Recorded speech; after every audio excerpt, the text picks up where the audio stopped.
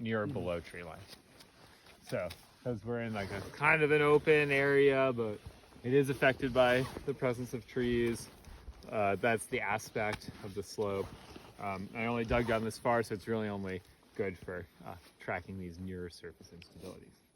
So representative. What do you think actually the most important thing for a pit location is? Safe location? Yeah, safety. yeah, it's gotta be safe. Don't dig in the middle of an avalanche slope. There's a couple of Utah Avalanche Center forecasters 3 or 4 years ago. We're digging a pit on the top of this run called God's Lawnmower, and right in the start zone of this 4,000 foot avalanche path on a high danger day. And they both went out there to dig this pit.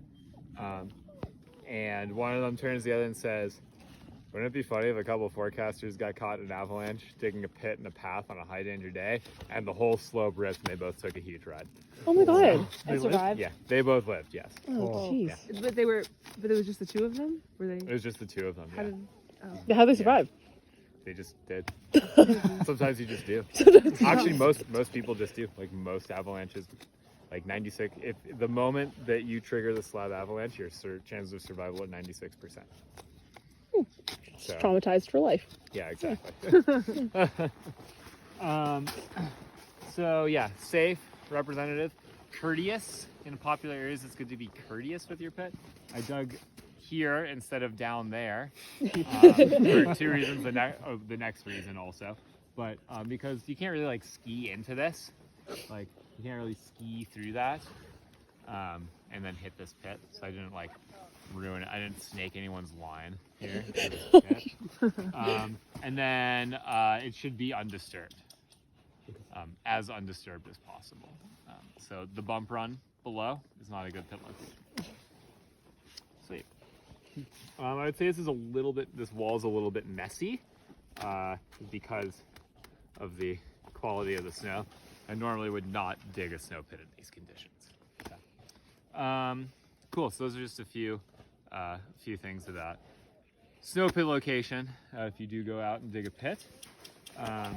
The main purpose of me digging this pit for you all today is to prove to you that the snow has layers. Can you see them? Mm-hmm. So we got on top, we've got a little bit of a crust, little temperature crust on top, melt freeze. And then here's where I get into the hand hardness, right? So we are measuring the hardness of the snow using our hands. Have you all seen this before? Mm-hmm. Cool. All right. So the increments are from softest to hardest is fist, 4 fingers, 1 finger, pencil with the eraser, knife with an actual knife, and if you can't get a knife in, then it's ice. So that's me pushing against the snow with those units. With the amount of pressure, there's a couple ways to calibrate your pressurometer here.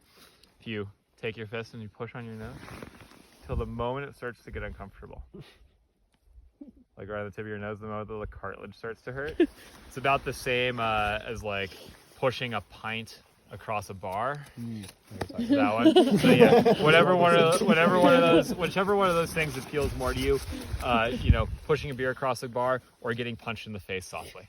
So, chances are one of those is going to resonate with you. So I will do my hand hardness here. So this here is classic fist. You can just feel that by like punching the snow surface somewhere undisturbed. Very, very low density snow. We got some fist hardness snow here. I'm gonna do it actually a little more over this way. So I got some fist, and then, oh man, this goes straight in. It's not even like 1 finger here. So let's check with the pencil. Nope, it's not pencil. That's too hard. I'm not gonna get my knife out right now, but this is knife hard. Here, it's not ice. It's not a layer of ice, even though it certainly felt that way when I was digging through it. Yeah, this is knife hardness here. So I've got 10 centimeters of fist hardness snow sitting on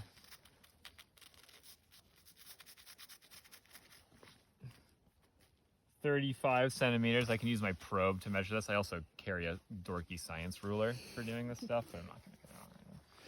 So about 35 centimeters of that's knife hard layer. That is crazy. This is like some of the most of this I've ever seen.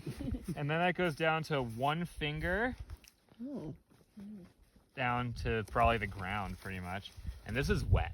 I'm just gonna make a note. This is wet. I can tell because when I grab it and like I squeeze it, my gloves end up like pretty wet afterwards. So that's what you'll see like hardnesses in it. Like people say like X hardness stuff over Y hardness this and that.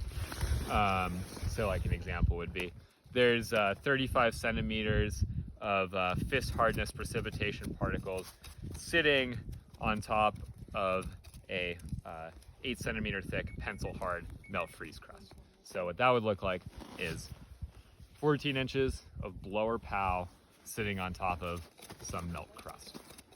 It's a lot harder. That's good, right? Yeah, hopefully. Depends on what's underneath that, but it sounds pretty good to me. Maybe that's what we'll get tomorrow. Who knows? Question. So since this is surface pour, like if Yeah. we're gonna get a bunch of snow tonight, like Uh-huh. if we were to dig a snow pit tomorrow, would we find that there's now like a persistent weak layer that's at risk of sliding or whatever? Yeah, definitely. I Releasing? mean, like when we get snow tonight, I will certainly be worried about the widespread surface wear that I've seen here on northerly slopes. Okay.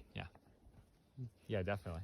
On northerly slopes. Yeah, I've only been on northerly slopes here today, like northwest slopes. Mhm. So I can't speak to the south-facing terrain.